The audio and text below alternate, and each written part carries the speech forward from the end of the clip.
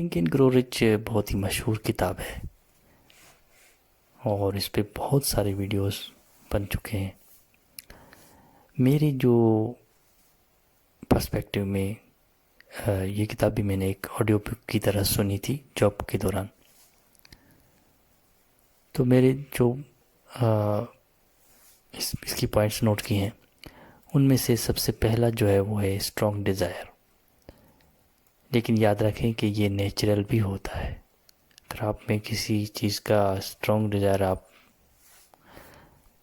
Stressful हैं कि मुझ में स्ट्रॉन्ग डिज़ायर ही क्यों नहीं है, इसका ज़्यादातर ताल्लुक नेचर से होता है कि नेचुरली आप में वो डिज़ायर कितना स्ट्रॉन्ग है, तभी आप उसके लिए एफर्ट्स कर सकेंगे।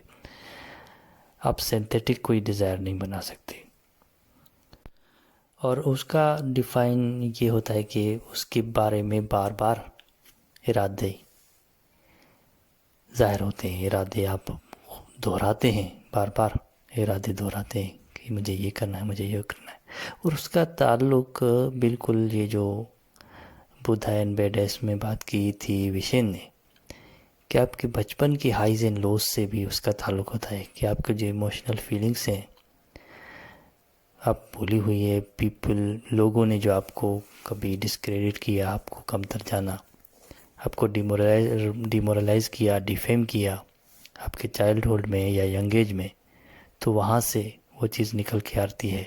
आपके सफरिंग में से ही आपके वैल्यूज़ निकलते हैं और उसी वैल्यूज़ को पाने के लिए, उसी फंडामेंटल वैल्यूज़ के लिए ही आप ज़िंदगी भर जिद्दोजहद करते रहते हैं। या कुछ आपको प्रूव करना होता है या कुछ हासिल करना होता है।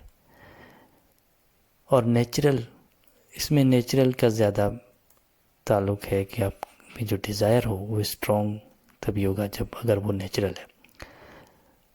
और अगर गोल्स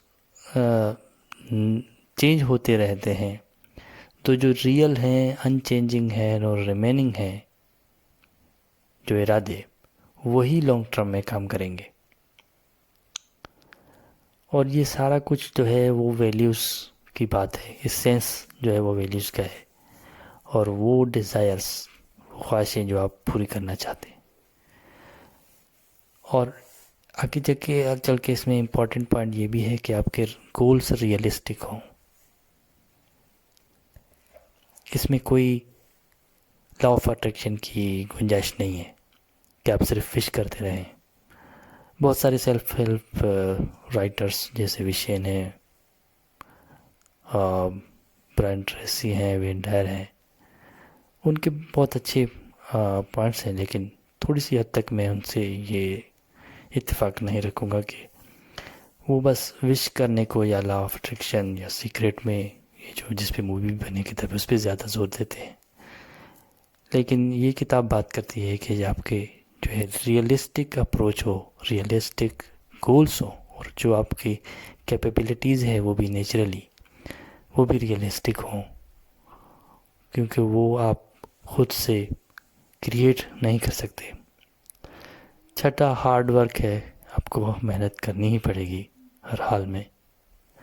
और सबसे इम्पॉर्टेंट जो मेरी ज़िंदगी में जिसने मुझे बहुत ही बड़े अरसे तक जो है वो एक लूज़र ही रखा, वो है कंसिस्टेंसी, जो बहुत ज़रूरी है, हर काम में ज़रूरी है, आपके हर गोल को अचीव करने के लिए बहुत ज़रूरी है।